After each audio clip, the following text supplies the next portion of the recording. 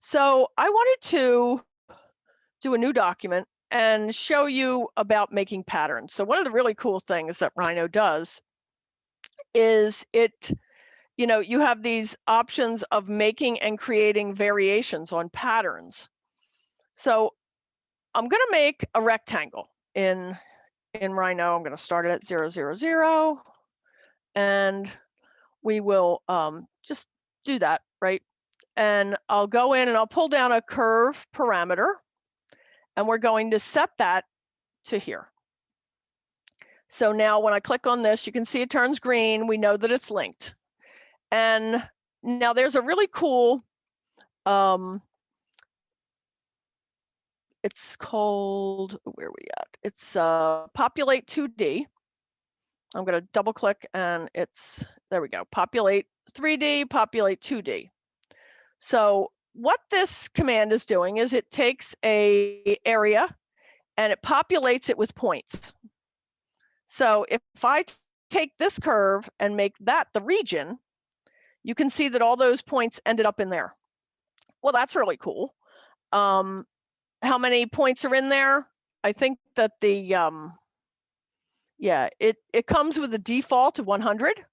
So let's say I'm thinking I'd like anywhere from 25, and then I go ... to 100. So I'm going to take that and put it into the count. And now I have 25 points in that little region. I'm going to now open and close it. And what that does is it changes the numbers, right? So what makes the decision about where these points get located is kind of random. And they have this little option called seed. So that's what you do there is right now it's on 1. You can add a bunch of numbers into this. So we're going to add another numeric slider, 1 to like, I don't know, 15. And we're going to feed that into the seed. So if we just drag around, it changes where those points are, which is kind of cool. That's one thing. So if you already had points that you were thinking about using, you could feed them in, wire them in, connect it through here. But we're not going to do that. We're going to just use the ones that it has, and it populates those out. So what am I going to do with those points? I'm going to go to Mesh, and Rhino has a bunch of these built in. I'm going to hide my Zoom window here. If anybody has a question, just unmute yourself and jump in.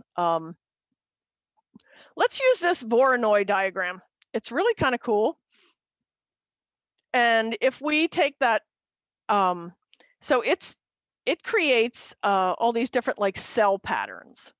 And if we put in points from our 2D thing, it creates this, wow, kind of cool, interesting thing, right?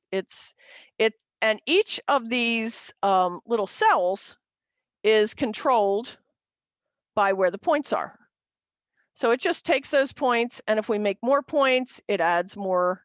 We can shake it up again with this random factor here called seed.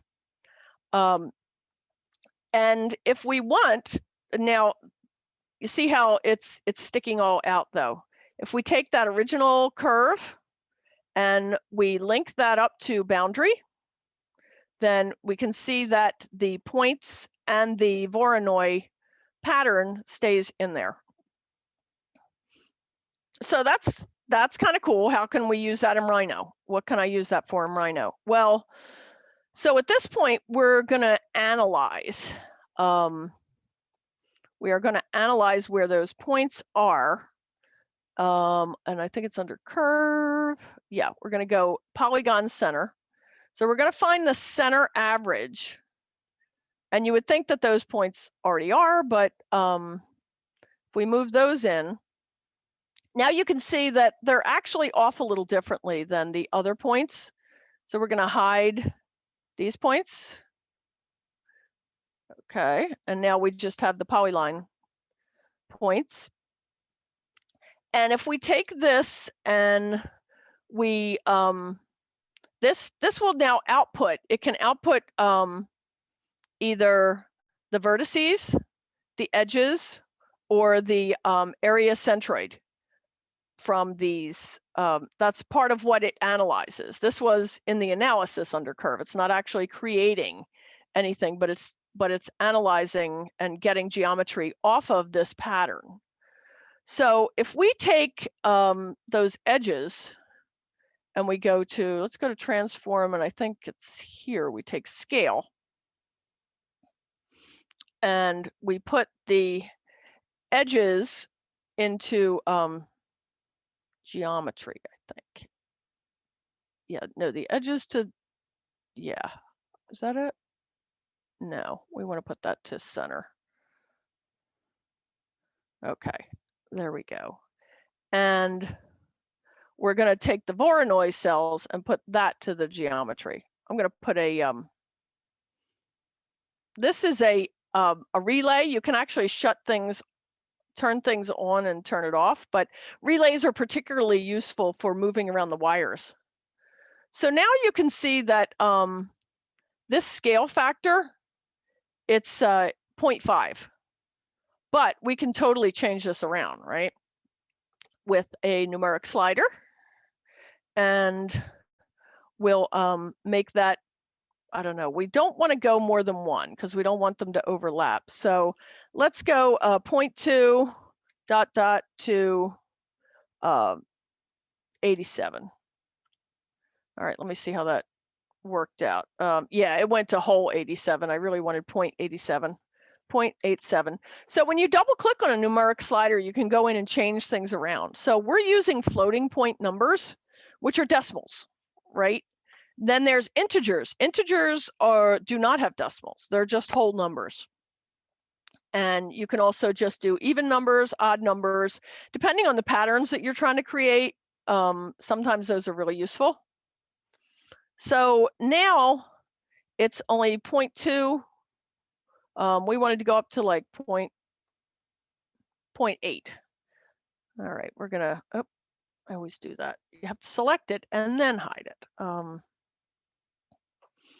So we've got the edges of the these cells, and now we're going to take the geometry that comes out of this.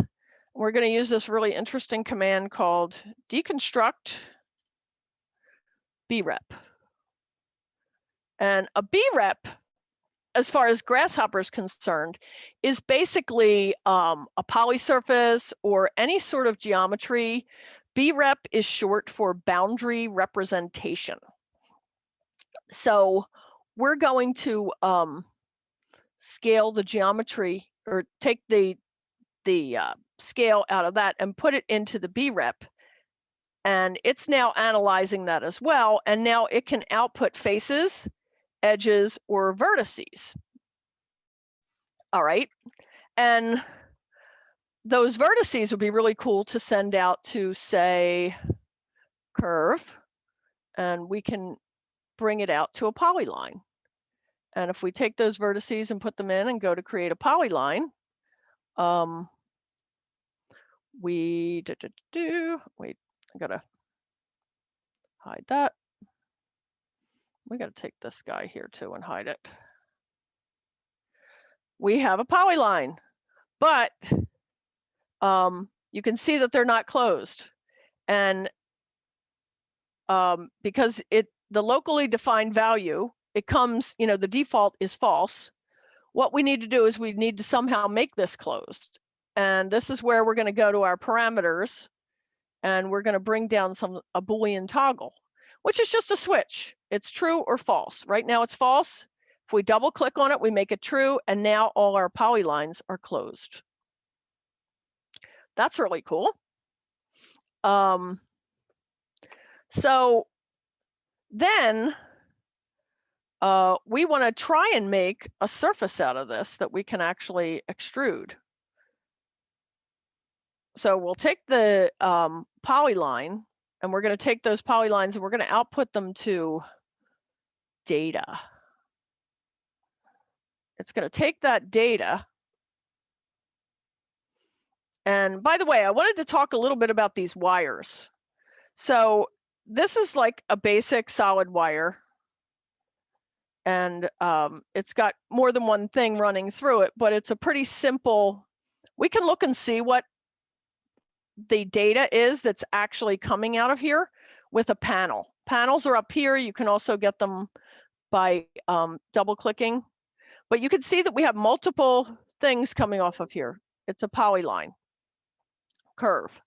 And so, but if we bring down a panel here and look at these vertices, we're going to realize that the data that comes out is a lot more complicated. This is actually what's known as a tree. And because it's tree information, Grasshopper needs to treat that a little differently. I mean, if you think about this for a minute, it's like having an Excel spreadsheet and you're not sure which column and which row equals what data. So sometimes you have to do things in the sets, in our sets panel in the trees. So there's a lot of these like tree commands that, you know, flatten your list or simplify your list. And what we're going to do here is where this data comes off, we're going to flatten that tree. And if we move that tree into there, where it comes out, and we're going to do this with, we're going to create a boundary surface. We're going to move that into there, and you can see that it was able to create these surfaces. So that's cool. I mean, it's creating these surfaces, but what I really wanted was I really wanted a surface that was the outside of the polylines and the outer curve. So I actually have to go all the way back to this original curve, the one from Rhino, and I'm going to input that into my edges. I'm going to hold down Shift so it doesn't replace it. And now you can see it created a surface. It created a surface in using the polylines and the outside, which is kind of cool because the edge surf command in Rhino can't do this. You know, it's limited to like 2, 3, and 4 curves. So we can take that surface, and now at this point, we can go and freeform, and we can extrude it. So if we're going to extrude it, we've got the surface here. That would be our base. And now we have to tell it what direction. Let's go to vector. And let's look and see where we at. Oh, okay, so we need to go up to Z. We're going to grab the Z vector, put that into here, and look. All right, that is now solid. We could bake that off. We can, you know, by the way, if I click on this and I click the middle mouse button, brings up this round menu. And if I bake that, I can go into Rhino. I'll hide this. And that is now a closed poly surface. If we look at our, there we go. How's our, let's look at ghosted. I'm not a wireframe person. I like ghosted. Again, show edges, no naked edges, no non-manifolds. Pretty cool. Pretty cool. I have a quick question. Sure.